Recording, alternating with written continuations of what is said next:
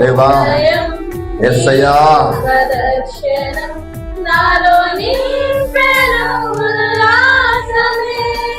నీకు తోడుండాలి.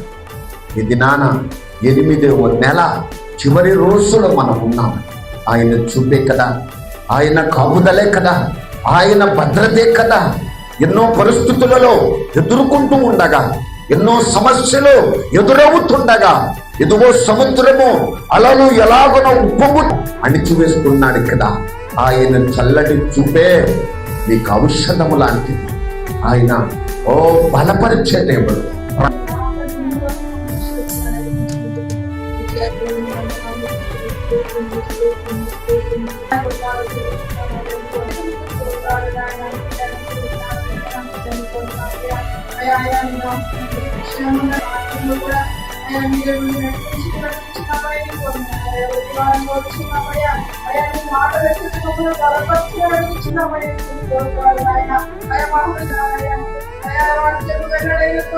దేవా నీకు స్తోత్రములు స్తోత్రములు. యవన బిడ్డలు, చిన్న బిడ్డలు ప్రతి ఒక్కరికి ప్రభు నామములో వందనాలు తెలియపరుస్తూ ఉన్నా. దేవుడి ఉదయకాలం ప్రభు మనకి ఇచ్చారు. ప్రభుని ఆరాధించడానికి, స్తుతించడానికి, గణపరచడానికి. దేవుడు తన కృప చేత మరి ఉదయకాల ఆరాధన మరలా మర్చిపోయారు అనుకుంటున్నా 2 వారాల తర్వాత. అది నోమణిము గారు చెప్పారు, లేట్ అయిపోయింది కనుక పెందల కాడే వచ్చారు నోమణిము గారు, నాకన్నా ముందే ఉన్నారు. మంచిది. ఈ దినము దేవుని యొక్క వాక్యములో గత దినాన్ని మనము చదువుకున్నాం. 119వ కీర్తన. 119వ కీర్తన చాలా పెద్ద కీర్తన, చాలా పెద్ద కీర్తన. కీర్తన అంతటిలో కూడా 119 కీర్తనలో చాలా పెద్ద కీర్తన కనబడతా ఉంది. అందులో పోయినసారి మనం చదువుకున్నది 33 వరకు మనం చదువుకున్నాం. ఈ దినాలను మరి 34 నుండి మరి 56 వరకు చదువుకోవడానికి దేవుడికి అవకాశం ఇచ్చారు. మొదట మనము గత వారములో మరి చెప్పబడి ఉన్నది కొన్ని మాటలు మనము ధ్యానించుకొని ఉన్నాం. ఏమనయ్యా అంటే ఆ కీర్తన ప్రారంభము దేనితో ప్రారంభించాడయ్యా అంటే ఆ కీర్తన మరి ధన్యతతో ప్రారంభించాడు. దేనితో ప్రారంభించాడయ్యా అంటే ధన్యతతో ప్రారంభించాడు. మొదటి వచనములో ధన్యత ఉంది. మొదటి మాట చదువుకుంటే ధన్యత, దేవుని వాక్యములో ధన్యత ఉంది, ధన్యుడు అని చెప్తాడు. రెండవ ఈ భాగములో 21లో చెప్పాడు. 21 చదువుకుందాం. 21 గర్విష్ఠులను నీవు గద్దించుచున్నావు, నీ ఆజ్ఞలను విడిచి. రెండవది ఇక్కడ శాపముల గురించి కూడా మాట్లాడుతున్నాను. ఆజ్ఞలను విడిచి తిరిగితే, దేవుని వాక్యాన్ని విడిచి తిరిగితే, దేవుని వాక్యాన్ని లోబడక ఉంటే వారు ఎవరంట? శాపగ్రస్తులు అన్నాడు. ధన్యత కావాలి, అంతేగాని మన శాపము చూడటానికి లేదు. కనుక ఇక్కడ వాక్యమును, దేవుని యొక్క కట్టడలను ఇక్కడ అనుసరించాలి. అందుకోసమే ఇక్కడ మనం చూస్తున్నాం. శాపగ్రస్తులు ఎవరు అంటాడంటే ఇర్మియా గ్రంథములో 23వ అధ్యాయము 10వ వచనములు అంటాడు కదా. ఇర్మియా గ్రంథము 23వ అధ్యాయము 10వ వచనం, దేశము వ్యభిచారులతో నిండి ఉన్నది, జనుల యొక్క నడవడిక చెడ్డదాయను, అన్యాయమున గనుక శాపగ్రస్తమైన దేశము, అది దేశము దుఃఖపడుతుందంట. ఒకసారి దేశాన్ని మనం ఆలోచిస్తే ఎట్టుందంట? దేశము దుఃఖపడుతుందంట. దేన్ని బట్టి? శాపాన్ని బట్టి. ప్రజలలో, దేశంలో ఏమి వెళ్తుంది? శాపం వెళ్తుంది. వారు ఎలాగున్నారంటే దేవుని మాట వినుకోకుండా, దేవుని మాటకు లోబడుకోకుండా, వారు దేవుని వాక్యమునకు భయపడకుండా వారట తిరుగుతూ ఉన్నారట, లోకములో తిరుగుతున్నారట. వారిని అంటున్నాడు కదా, దుఃఖిస్తున్నది. దుఃఖపడుతూ ఉన్నట దేశము అలాగా శాపమున్నది అనే మాట మనము చూస్తున్నాం. కనుక ఇందులో నుండి మనము చదువుకున్నాము. ఇప్పుడు ఈ దినాన వాక్యములో 119 ఆ యొక్క 34లో చూస్తే అక్కడ మనము కొన్ని విషయాలు ప్రారంభ వాక్యాన్ని చదువుకున్నాం. నీ ధర్మశాస్త్రమును అనుసరించుటకు నాకు బుద్ధి దయచేయము, అప్పుడు నా పూర్ణ హృదయముతో అది ధర్మశాస్త్రమునంట అనుసరిస్తాను. ఇప్పుడు దేవుని వాక్యాన్ని అనుసరిస్తాను. ఎప్పుడైతే అంటున్నాడు ఆ మాట అంటున్నాడు కదా, దానిని నేను పూర్ణ హృదయముతో అనుసరిస్తాను. దేవునికి స్తోత్రం. అందరూ చూద్దామా హల్లెలూయా అని ఈ మాట మాట్లాడతా 40వ వాక్యములు అంటాడు కదా, నీ ఉపదేశములు నాకు అధిక ప్రియములు, నీ నీతిని బట్టి నన్ను బ్రతికించము. ఇక్కడ ఈరోజు మన అంశం ఏంటయ్యా అంటే బ్రతికించయ్యా అంటాడు. అసలుకి డాక్టర్ దగ్గరికి వెళ్ళి ఏమడుగుతారయ్యా అంటే, వ్యాధి వచ్చినప్పుడు, రోగం వచ్చినప్పుడు, బాగానప్పుడు ఇక చనిపోతావు అంటే, ఇక లేదు నీ పరిస్థితి అంతా ఆ కిడ్నీలు ఫెయిల్ అయిపోయినంటే, ఇదిగో నీ ఊపిరితిత్తులన్నీ కూడా ఇదిగో చెడిపోయినంటే, నీ లివర్ పాడైపోయిందంటే, ఇదిగో నీకున్నటువంటి సమస్తం ఫెయిల్ అయిపోయిందంటే, అప్పుడు అడుగుతారు, అయ్యా నీకు దండం పెట్టానయ్యా, బ్రతికించయ్యా, ఏదో ఒక రీతిలో బ్రతికించయ్యా, ఏదో ఒక రీతిలో బ్రతికించయ్యా అని ఎదుగో అక్కడ ఏడ్చేటువంటి వారు కోకొల్లలో ఉన్నారండి. ఎదుగో హాస్పిటల్ దగ్గరికి వెళ్తే తెలిసింది, రమేష్ హాస్పిటల్ దగ్గరికి వెళ్తే తెలిసింది, ఇంకా కొంతమంది స్పెషలిస్ట్ హాస్పిటల్ దగ్గరికి వెళ్తే తెలిసింది. బ్రతికించు, ఇదిగో ధనం ఉంది, ఇదిగో బలం ఉంది, అధికారం ఉంది, బ్రతికించు అనే వాళ్ళు ఎంతో మంది ఉన్నారండి. కారులో ధనాన్ని తీసుకొచ్చి అదిగో ఎంత కావాలంటే అంత ఉంది, బ్రతికించు అంటున్నారు అనేటువంటి వాళ్ళు ఉన్నారు. అయినా అక్కడ డాక్టర్ అంటారు కదా, మా ప్రయత్నం అయితే చేస్తాము కానీ, మా వైద్యం అయితే చేస్తాము కానీ, మేము చదువుకున్న దాన్ని బట్టి మేమంతా వర్క్ చేస్తామే కానీ బ్రతికించాలంటే మా చేతిలో లేదు, అది భగవంతుడి చేతిలోనే ఉందంటాడు. దేవునికి స్తోత్రం. చూద్దామా హల్లెలూయా హల్లెలూయా. అందుకోసమే దావీదు ఇక్కడ కీర్తనాకారుడు కూడా నన్ను ఇలా బ్రతికించయ్యా అంటాడు. బ్రతికించు అనే మాట చాలా గొప్పది. దేవుడే బ్రతికించాలి. ఆయన బ్రతికిస్తేనే భూమి మీద బ్రతుకుతాం. ఆయుష్కాలం పెరిగిద్ది, మన దినాల సంఖ్య పెరిగిద్ది, మన నెలల సంఖ్య పెరిగిద్ది, మన సంవత్సరాల సంఖ్య పెరిగిద్ది. ఎప్పుడైతే ఈ భూమి మీద బ్రతకాలంటే దేవుడు బ్రతికిస్తేనే. దేవునికి స్తోత్రం. అందుకోసం ఇక్కడ మాట్లాడుతూ ఉన్నాడు. ఈ కీర్తన చాలా సార్లు ఈ యొక్క వచనాలలో ఇదిగో మరి కనబడతా ఉంది. ఇక్కడ అంటాడు కదా, దేవునిని అడుగుతున్నాడు. ఇశ్రాయేలులు కూడా దేవుని వైపు తిరిగి మరలా బ్రతికించమని వేడుకున్నారు. దేవుని వైపు తిరగాలి. దేవుని వైపు తిరిగినప్పుడు బ్రతుకుతావు. దేవుని వైపు నువ్వు చూస్తున్నప్పుడు బ్రతుకుతావు. దేవుని మాట వింటున్నప్పుడు బ్రతుకుతారు. దేవుని మాటకు లోబడితే బ్రతుకుతారు. దేవుని యొక్క దేవుని సన్నిధిలో ఎప్పుడైతే ఉంటామో బ్రతుకుతాం. దేవునికి స్తోత్రం. ద్వితీయోపదేశ కాండములో 8వ అధ్యాయములో 1వ వచనములో చెప్తున్నాడు ఒక మాట. ద్వితీయోపదేశ కాండము 8వ అధ్యాయము 1వ వచనం, మీరు బ్రతికి అభివృద్ధి నొంది మీ పితరులతో ప్రమాణము చేసిన దేశమునకు పోయి మీరు స్వాధీనపరుచుకున్నట్లు.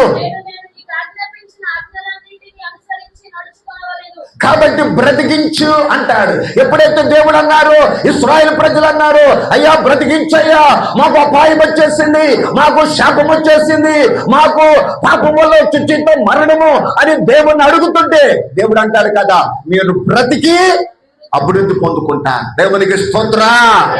మరణాన్ని తప్పిస్తాను, ఇదిగో శాపాన్ని తొలగిస్తాను. ఎక్కడ ఏ విధమైనది అది మిమ్మల్ని ఏమి చేయదు. మీరు మీకోసము స్వాధీనపరుచుకునే దేశములో మీరు ఉండాలి. దేవునికి స్తోత్రం.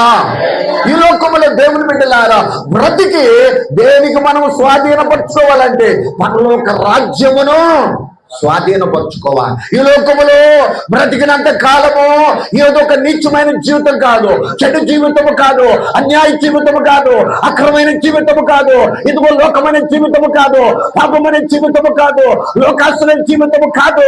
ఈ లోకముల ధనము కోసము, ఈ లోకముల ధనము కోసము, ఈ లోకములో ఆస్తి కోసము, అంతస్తు కోసము కాదు నువ్వు బ్రతకాల్సింది. ప్రభు కోసం నువ్వు బ్రతుకు. ఆయన నిన్ను బ్రతికించి తన స్వాస్థ్యమైన పరలోకంలో ఉంచుతాడు. దేవునికి స్తోత్రం. అందరూ చూద్దాం. హల్లెలూయా, హల్లెలూయా, హల్లెలూయా. ఏదో ఒక రోజు చనిపోవాల్సిందే, కానీ ఆయన యొక్క మరి నీకు ఇచ్చినటువంటి స్వాస్థ్యం ఉందో, ఆ పరలోక రాజ్యం ఉందో, దానికోసమే ప్రభువు నిన్ను బ్రతికిస్తూ ఉన్నాడు. ఈ రోజు వరకు ఆయన కాపాడుతూ ఉన్నాడు, ఆయన భద్రపరుస్తూ ఉన్నాడు, ఆయన నడిపిస్తూ ఉన్నాడు, ఆయన క్షమిస్తూ ఉన్నాడు, ఆయన ఆదరిస్తూ ఉన్నాడు, ఆయన కృప చూపుతున్నాడు. దేవునికి స్తోత్రం. దేవుని రాజ్యం ఉన్నది. ఇదిగో నశించిపోక, ఇదిగో నరకానికి పోక, ఇదిగో పాపం వల్ల చుచ్చిత మరణము అందులోకి పోక ప్రభు అంటున్నాడు కదా, నా ఆజ్ఞలు గైకొను నేను బ్రతికిస్తా. దేవునికి స్తోత్రం. ఇక్కడ అంటాడు కదా, నన్ను ఇలా బ్రతికించు అంటాడు. ఈ రోజున బ్రతికించు అనే మాట ఇక్కడ 7 విషయాలలో చెప్పబడుతుంది. దేవునికి స్తోత్రం. ఎదుగా చూద్దామా? హల్లెలూయా, హల్లెలూయా. ఎలా బ్రతికిస్తాడంటే, 119వ కీర్తన 25వ వచనం. నా ప్రాణము ఎక్కడ దాకా వెళ్ళిపోయిందంట? ప్రాణం అది ఇది చనిపోయే స్థితి వచ్చేసింది. ఇక చివరి చూపు అంటారు చూసావా, ఇక లేదు అయిపోయింది అంటారు చూసావా. ఎలాగుందంట? నా ప్రాణము మట్టిని అంటుకొని ఉన్నది నీ వాక్యము చేత. అది దేవుడు ఎలా బ్రతికిస్తాడంటే, నిన్ను వాక్యము చేత బ్రతికిస్తా. దేవునికి స్తోత్రం.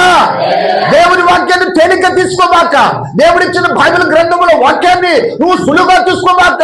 ఈ వాక్యము నిన్ను బ్రతికించేది, ఈ వాక్యము నిన్ను ఇదిగో భూమి మీద నిలిపేది, ఈ వాక్యము నీ జీవితంలో సంవత్సరముల సంఖ్య పెంచేది. దేవునికి స్తోత్రం. అలాగే దేవుని వాక్కు వచ్చింది, దేవుని యొక్క అదిగో వాక్యం వచ్చింది. అలాగనే ఏం చేశాడయ్యా అంటే, దేవుని వాక్కు చేత బ్రతికాడు.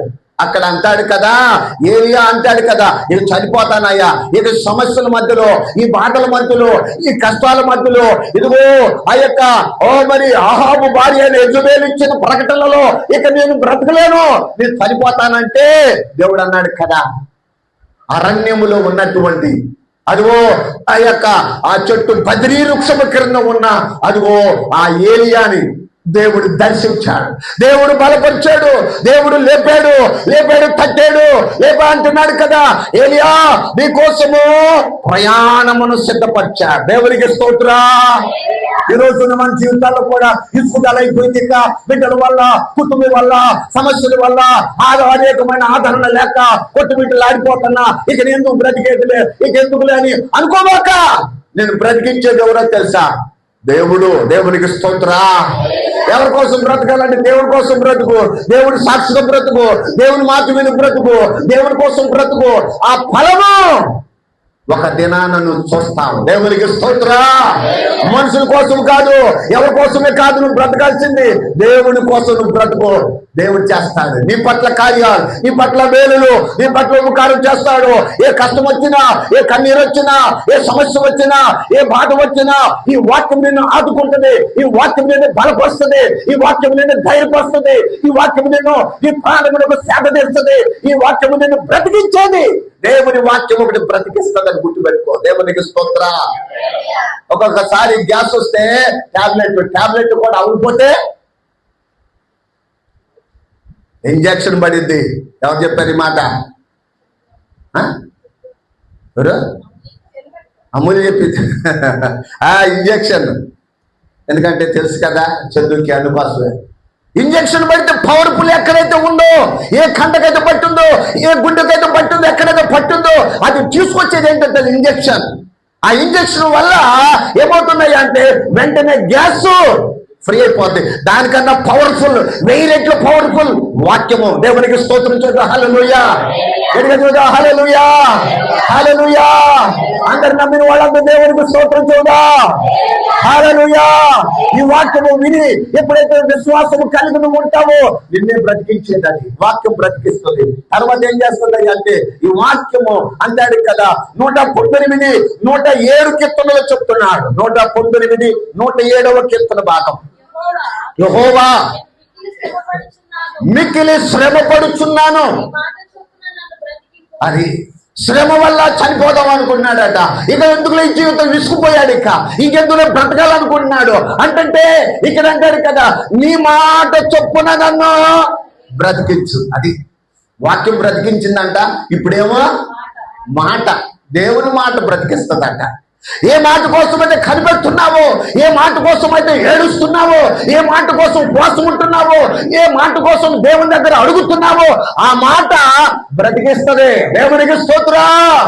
దేవుని మాట బ్రతికిస్తుంది. ఈ యొక్క ఉదయ కాలమున వాక్యం వింటున్నా నా ప్రియమైన దేవుని బిడ్డలారా, ఈ మాటలు దేవుడు చెబుతున్న మాటలు, దేవుని వాక్యము, ఈ వాక్యము ఎవరు దేవుని మాట వింటారో వారు బ్రతుకుతారు, మరణములో నుండి జీవములోనికి ప్రవేశిస్తారు. దేవునికి స్తోత్రం. ఇజ్జియాని రాసున్నాడు, యూదా దేశానికి రాజుగా ఉన్నాడు. అతని మరణకరమైన రోగం వచ్చినప్పుడు, ఇక చనిపోతావు, నీ ఇంటిని చక్కబెట్టుకున్నప్పుడు అనే మాట వర్తమానం వచ్చినప్పుడు, ప్రవక్త వచ్చి చెబుతున్నప్పుడు అతడు గోడ కట్టు తిప్పుకొని ప్రార్థన చేశాడు. ఏమన్నా తెలుసా? అది కృప చేత నన్ను జ్ఞాపకం చేసుకోయ్యా. నా జీవితంలో అయ్యా నీవే కదా, ఆధారం నీవే కదా, అండ నీవే కదా, బ్రతికించేది నీవే కదా, కాపాడేది నీవే కదా అని రాసు అడిగినప్పుడు దేవుడు అన్నాడు కదా, ఏది ప్రవక్త వచ్చి చెప్పాడో అదే ప్రవక్త నిలబడుతున్నాడు. అతనికి ఈ మాట చెప్పు అన్నాడు. ఏ మాట తెలుసా? నువ్వు చనిపోవు. దేవునికి స్తోత్రం. నువ్వు చనిపోవు, నేను బ్రతికిస్తానని చెప్పాడు. 15 సంవత్సరములు ఆవిష్కారం ఇస్తానని చెప్పిన దేవుడు. దేవునికి స్తోత్రం. ఏ డాక్టర్ చెప్పగలదండి, ఏ వైద్యం చెప్పగలదండి. దేవుడు చెప్పిన మాట ఏది నిరర్ధకము కానేరదు. ఇది బ్రతికించేది దేవుడు. ఏ బాధలు వచ్చినాయో, ఏ శ్రమలు వచ్చినాయో, ఏ కష్టములు వచ్చినాయో, ఏ కన్నీరు వచ్చినదో, ఏ బాధలో నువ్వు కురిగిపోతున్నావో నీకోసము దేవుని మాట బ్రతికిస్తుందని గుర్తుపెట్టుకో. దేవునికి స్తోత్రం. రెండో మాట ఎందుకు తెలుసా? ఆయన మాట వింటే నువ్వు బ్రతుకుతావు. లోకంలో అన్ని మాటలు వింటావు కానీ దేవుని మాటేనా?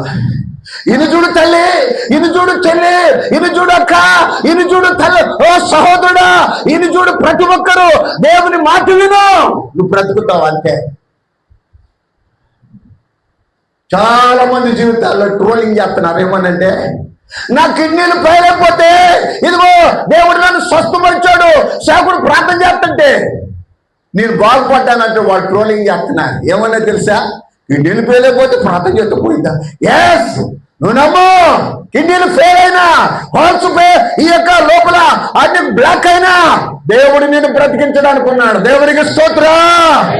అది ట్రోలింగ్ చేసుకోవాలైనా ఏ పర్వాలేదు కానీ దేవుడు ఎంత చేసా నిన్న నేడు ఏకరెత్తుకున్నాడు. ఆయనలో శక్తి ఉన్నది, ఆయన నామములో శక్తి ఉన్నది, ఆయన వాక్యములో శక్తి ఉన్నది. ఆయన వాక్యములో తన బిడ్డలకు బ్రతికిస్తాడు. దేవుడికి స్తోత్రం. హల్లెలూయా, హల్లెలూయా. ఆయన మాట మూడోది ఏంటో తెలుసా? ఆయన అంటాడు కదా 119 159 వాక్యాన్ని చదువుకుందాం. యెహోవా చిత్తగించుము, నీ ఉపదేశములు నాకెంతో ప్రీతికరములు. దేవుడు ఎలా బతికిస్తాడట? అందుకోసం భూమి మీద ఏముండాలట? దేవుని కృప కావాలి. యేసయ్య చిన్న నాటి నుండి చూస్తే అంటాడు కదా, దేవుని యందు దేవుని కృప ద్వారా దేవుని కృప పొందుకున్నాడు. ఇదిగో అక్కడ అబ్రహాము దేవుని కృప పొందాడు, నోవాహు దేవుని కృప పొందాడు, దేవుని యొక్క అదిగో పితరులందరూ దేవుని కృప పొందాడు. దేవుని కృప దావీదు గురించి మాట్లాడుతున్నాడు.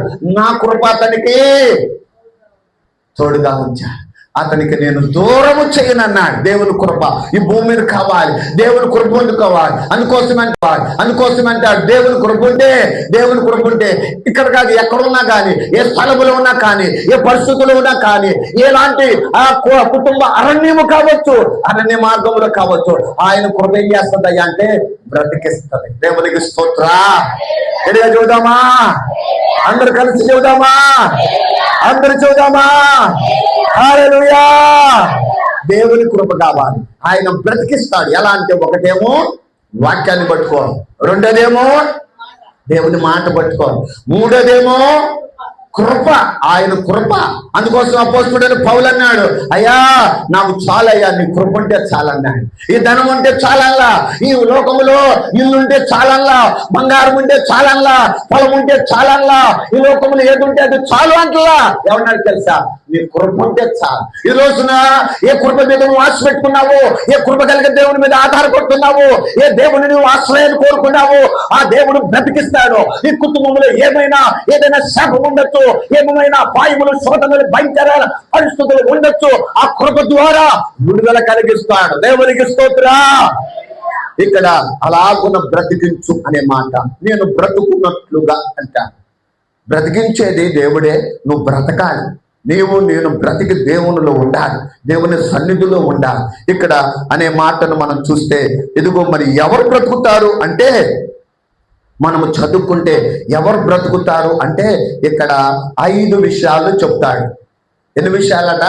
5 విషయాలు. లోతుగా వెళ్ళను కానీ ఆ యొక్క పాయింట్ ఇచ్చేస్తాను, ముగింపులోకి తీసుకొస్తాను, ఎందుకంటే టైం కూడా అయిపోయింది కాబట్టి. ఇక్కడ అంటాడు కదా, సామెతల గ్రంథము 15వ అధ్యాయం 27వ వచనం, ఎవరు బ్రతుకుతారు అంటే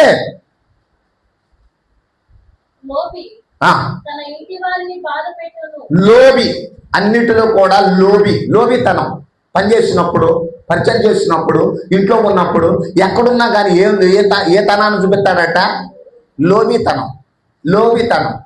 పెట్టే దగ్గర లోబీగా ఉంటాడు, ఇచ్చేటప్పుడు లోబీగా ఉంటాడు, ఏదైనా చేద్దామన్నా లోబీగా ఉంటాడు. అంటే బాగా ఏ మెంటాలిటీ?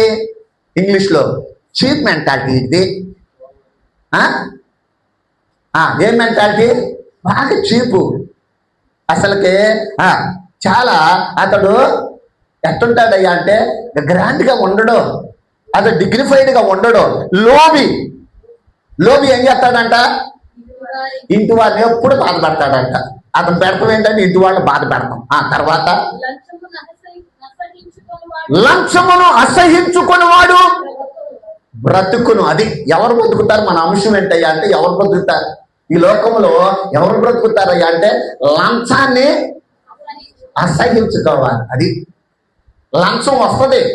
ఏదైనా పని చేస్తే లంచం ఇస్తారు, ఏదైనా కార్యక్రమాల్లో లంచాలు ఉన్నాయి, ఏదైనా దానిలో లంచం అనేది ఉన్నదా లేదా? ఇలియం గారు లేదా? ఉంటది. దాన్ని ఇంగ్లీష్లో కమిషన్.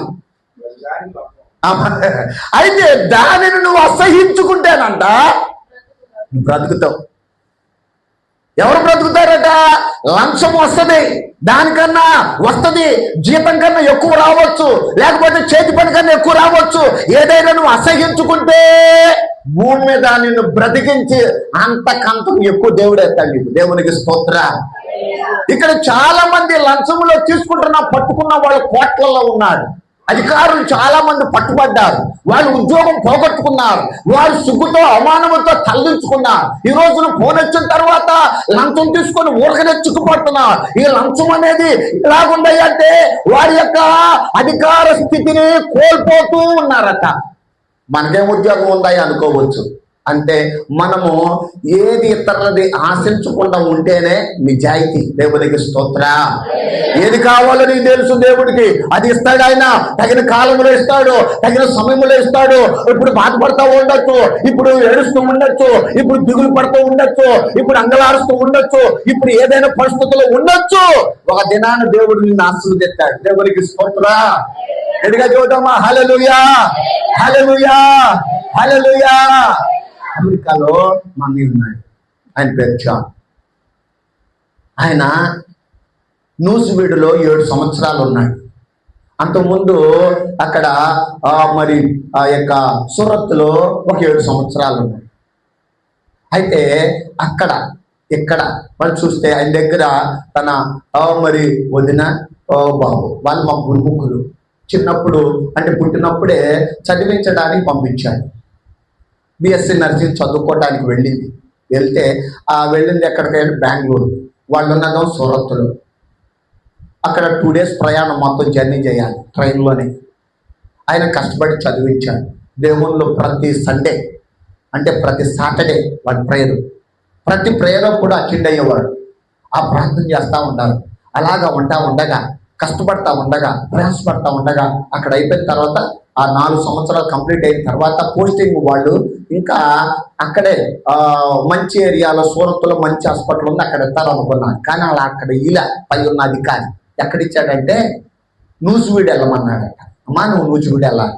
సార్ మీరు నూజివీడు వెళ్ళాలంటే అక్కడ కష్టమే కదా సార్ అని అంటే, లేదమ్మా అక్కడికి వెళ్ళాల్సిందే, నూజివీడు వెళ్ళండి అని. సరే కష్టం మీద వచ్చేసారు. వచ్చి ఇక్కడ జాబ్ చేస్తూ ఉంది. ఆమె ట్యూటర్గా ఉన్నారు, అంటే టీచింగ్, నర్సింగ్లో టీచింగ్, ఆ టీచింగ్ చేస్తూ ఉన్నారు. ఇక్కడ ఉండగా మరి ఆ యొక్క కాలేజీ తరపున ఆ సంస్థ తరపున ఒకసారి మరి ఒక దేశం వెళ్ళొచ్చారు, మరి ఒక కంట్రీ వెళ్ళొచ్చారు, మరలా ఇంకో కంట్రీ వెళ్ళొచ్చారు. తర్వాత మరి సార్ కూడా చెప్పిన మాట ఏంటంటే మీరు అలాగైనా ప్రిపేర్ చేసుకుంటే అలాగ మూవ్ అవ్వండి అని చెప్పారు. ఇలా చేస్తూ ఉంటే దేవునిలో ఆనెస్ట్గా, దేవునిలో నమ్మకంగా ఎంత పని దేవుడు అప్పగించాడంటే ఆ యొక్క నూజివీడులో ఆ యొక్క పెయింటింగ్ వేసి అంత వర్క్ నేను చేతులకు ఇచ్చాడు. 10 మంది కుర్రోళ్ళు ఆ పెయింటింగ్ వర్క్ ఒక్కొక్కళ్ళు వచ్చానే వాళ్ళంట 2 మచ్చలు వేయన్నా సార్, 2 మచ్చలు వేయండి, ఒక మచ్చ నువ్వు తీసుకుంది కానీ ఒక మచ్చను మాకు ఇద్దుగా నెకస్తా అట్ట మాట్లాడితే రేపు నుంచి ఉద్యోగం పనిలోకి రానికుండా చేస్తా. మనుషులు ఎవరు చూస్తల్లా, దేవుడు చూస్తున్నాడు అనేవాడు. నేను ఎప్పుడన్నా వెళ్ళినా లేకపోతే మా తమ్ముడు ఎప్పుడు వెళ్ళినా ఎవరైనా వెళ్ళినా ఆయన ఉండేది అక్కడ నుండి హాస్పిటల్ దగ్గర ఆ యొక్క స్టోర్ కీపర్గా ఉంటాడు, మొత్తం చూసుకుంటూ ఉంటాడు. పెన్నులు ఉంటాయి, అన్ని మా బుక్స్ ఉంటాయి, చాలా విలువైన వస్తువులు ఉంటాయి. రూపాయి కాడినిచ్చి కొన్ని వేల సరుకు ఆయన దగ్గర ఉంటుంది. ఏదన్నా మనం పెన్ను ఇవ్వా అని అడిగితే బయట కొనుక్కుందాం అనేవాడు. పెన్ను ఎంత ఖరీదు ఉంటే 50 రూపీస్ ఉంటుంది అనేవాడు. బయట కొనుక్కుందాం, ఇక్కడ తీసుకోకూడదు, ఇది దీనికి సమస్యకు సంబంధించి అని జాగ్రత్తగా ఉండేవాడు. ఆయన ఉండిన తర్వాత దేవుడు అవకాశం ఇచ్చాడు, తల్లిదండ్రుల ప్రార్థన, దేవుడు అవకాశం ఇచ్చాడు.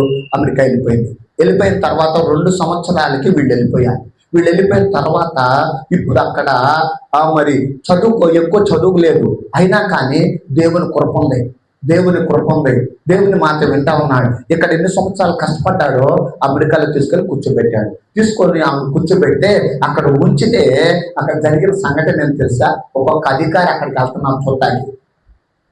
మొన్న ఈ మధ్య ఒక ఆయన వెళ్ళాడంట. ఆయన అక్కడికి వెళ్తే ఆయన చూసి ఆయన ఫుడ్, ఆయన కావలసినటువంటి బట్టలు, ఆయన కావాల్సిన కొన్ని ఇచ్చి పంపించడానికి అన్ని సిద్ధపరిచి పంపించాడంట.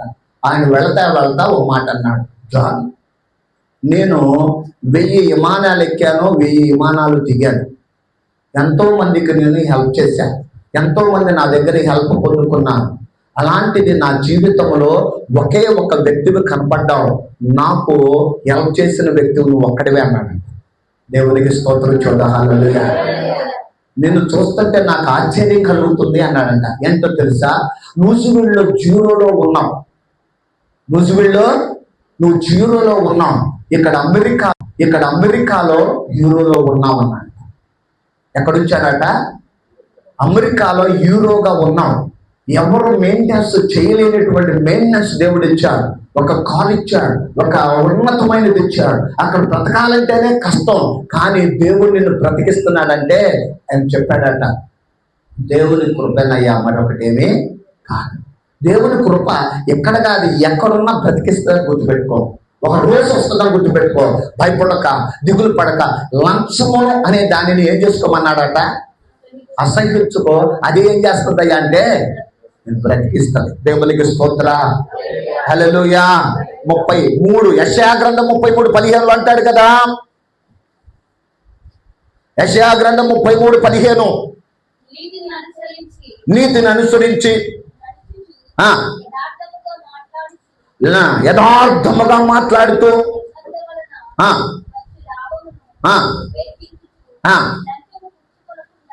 లంచము పుచ్చుకొనకుండా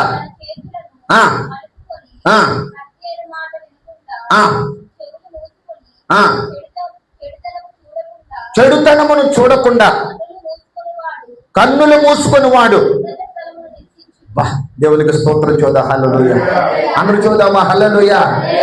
ఇలాగా ఉంటేనంట ఈ చెడుతనము చూడకుండా, ఈ చేతులను చాపకుండా ఎప్పుడైతే నువ్వు జాగ్రత్తగా ఉంటావో ఎక్కడ ఉంచుతాడంట? ఉన్నత స్థలంలో ఉంచుతాడంట. అంటాడు కదా, అమెరికాలో చాలా మంది వెళ్ళి అక్కడ పడక వెనకొచ్చిన వాళ్ళు చాలా మంది ఉన్నారు. అక్కడ వెళ్ళి కుటుంబాలు విడిపోయిన వాళ్ళు చాలా మంది ఉన్నారు. కారణం ఏంటయ్యా అంటే అది రంగుల ప్రపంచం. అది ఒకళ్ళు చూసి ఇంకోళ్ళు చూడటానికి ఈ కన్నులు సాలవి. అక్కడ అంత గొప్పది, ఆ ప్రపంచం అంత ఫాస్ట్గా ఉంది. అయితే అన్ని చేతికి అందుతాయి, మంచి చెడు అన్ని, డబ్బులు అన్ని చేతికి అందుతాయి. ఈ అందుని అన్నీ చేసుకొని తిన్నావా, అన్ని నువ్వు చేసావా, కింద ఉంటావు. ఏ అందినా నువ్వు అందుకోకున్నట్టు నువ్వు జాగ్రత్తగా ఉంటావు, చేతులు జాగ్రత్తగా ఉంటావో, చూపు జాగ్రత్తగా ఉంటావో, మాట జాగ్రత్తగా ఉంటావో, ఉన్నత స్థలంలోనే ఉంచుతాడు దేవుడు. దేవునికి స్తోత్రం. నీ జీవితంలో కూడా, నా జీవితంలో కూడా అంతే. అందుబాటులోకి అన్ని వస్తాయి, అయినా అందుబాటులోకి నువ్వు వెళ్లకుండా జాగ్రత్తగా ఉన్నావా, ఆయన మెట్టు మీద మెట్టు, మెట్టు మీద మెట్టు ఒక స్థానంలో, ఉన్నత స్థలములో ఉంచుతాడు. దేవునికి స్తోత్రం. ఒకటి ఎలాగ బ్రతికించాలంటే ఏం చేయాలంటే, ఒకటి లంచం పుచ్చుకోకూడదు. రెండోది మనం చదువుకుంటే సామెతల గ్రంథం 19వ అధ్యాయం 23వ వచనం. ఫాస్ట్గా వెళ్ళిపోతాం. యెహోవా యందు భయభక్తులు కలిగి ఉండుట జీవ సాధనము, అది కలిగిన వాడు అది కనుక భయభక్తులు అవసరము. ఈ భూమి మీద ఎలా బ్రతకాలంట? భయభక్తులు. ఒకడు అంటాడు కదా, దేవుని యొక్క భయము, దేవుని యొక్క భయం లేదు నాకు, దేవుని ఎవరికి భయపడాల్సిన పని లేదంటాడు. కానీ ఒకరికి భయపడాల్సిన అవసరం ఉంది. ఎవరో వ్యక్తట? దేవుడు. దేవునికి స్తోత్రం. నిన్ను కాపాడే దేవుడు, నిన్ను ఉద్యోగం ఇచ్చిన దేవుడు, నీకు ఒక కుటుంబాన్ని ఇచ్చిన దేవుడు, నీకు ఒక నివాసం ఇచ్చిన దేవుడు, నీకు ఒక ఆస్తిని ఇచ్చిన దేవుడు, నీకు ఒక ఫలం ఇచ్చిన దేవుడు.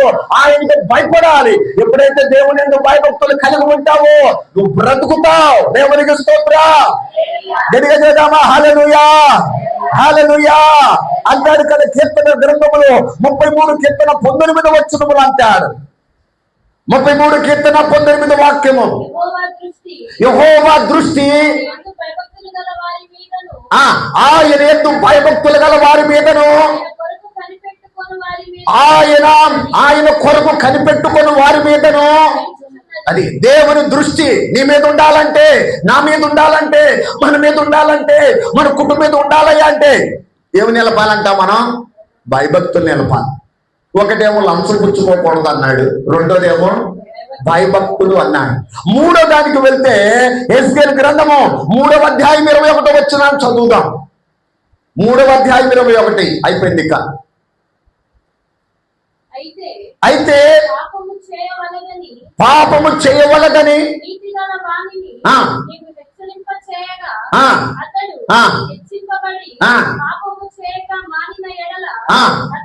అతడు కనుక ఎవరు బ్రతుకుతారు అంటే పాపము చేయకుండా ఉంటాడో చూసావా? పాపము వస్తుంది, పాపము చేయడానికి ప్రేరేపణ వస్తుంది, పాపము చేయడానికి అవకాశం వస్తుంది. దేవుని మాట వినుకోకుండా పాపము చేస్తే చనిపోతాడు. పాపము చేయకుండా అవశ్యకముగా అతడు జాగ్రత్తగా ఉంటాడు, అతడు బ్రతుకుతాడట. మూడవది పాపము చేయని వాడు బ్రతుకుతాడు. దేవునికి స్తోత్రం. ఎదిగా చూద్దామా, హల్లెలూయా, హల్లెలూయా, ఎదిగా చూద్దామా, హల్లెలూయా.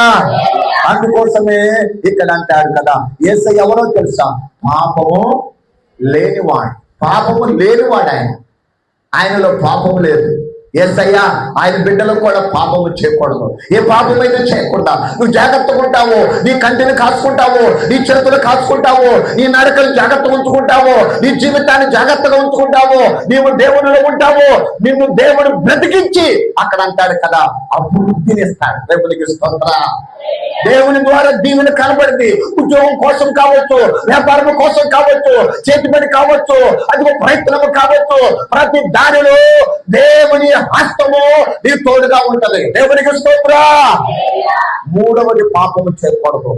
నాలుగవది మనం చదువుకుంటే ఆమోసు గ్రంథం 5వ అధ్యాయం 14వ వచనం. ఆమోసు గ్రంథము 5వ అధ్యాయం 14వ వచనం. మీరు బ్రతుకున్నట్లు అది ఏం చేయాలంట? కీడు. ఒక్కోసారి ప్రజలకు కీడు చేద్దాము, ఈ వ్యక్తులకు కీడు చేద్దాము, ఇదిగో సంఘానికి కీడు చేద్దాము, ఈ యొక్క మనుషులకు కీడు చేద్దాము అనుకుంటే నువ్వు చచ్చిపోతావు. కీడు చేస్తే చచ్చిపోతాడు. కానీ అంటే ఏం చేయాలంట?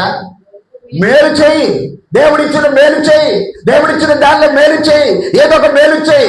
మేలు చేయి వారికి మేలే వస్తుంది. దేవునికి స్తోత్ర. కీడు చేస్తే ఏదో కీడు కొట్టిందా లేదా? డెఫినెట్ గా కొట్టింది. దేవుని వాక్యం నిరర్ధకము కాదు. అందుకోసమే కీడుని విడిచి మేలు వెతుకు అన్నాడు. ఏం వెతకాలంట? కీడు విడుచు, కీడు చేయబాక. ఈ జాగ్రత్త ఎవరు దొరకను అనుకోబాక. దేవునికి దొరకకుండా ఎవరు లేడు. దేవునికి స్తోత్ర. హల్లెలూయా.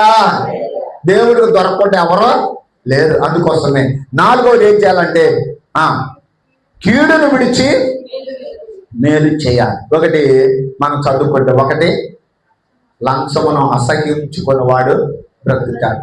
2 భయభక్తులు కలవాడు బ్రతుకుతాడు. 3 పాపము చేయకుండా బ్రతుకుతాం. 4 కీడుని విడిచి మేలు చేయి, మేలును వెతుకు, బ్రతుకుతాం. కనుక కీర్తనకారు 119 చెబుతున్నట్టు నన్ను ఇలా బ్రతికించయ్యా. దేవుని వాక్యము బ్రతికించేది, దేవుని మాట బ్రతికించేది, దేవుని కృప నిన్ను బ్రతికించేది. మన కుటుంబాలలో, మన బిడ్డల జీవితాలలో మనము ఎంతకాలం ప్రభు సన్నిధిలో ఉన్నాం అంతకాలము నమ్మకముగా వెతుకుదాం, నమ్మకముగా వెంబడిస్తాం, దేవునిలో నడుచుకున్నాం. ఇటు మాటలు ప్రభు మన వినికిడిలో దేవుడు దీవించి ఆశీర్వదించునుగాక.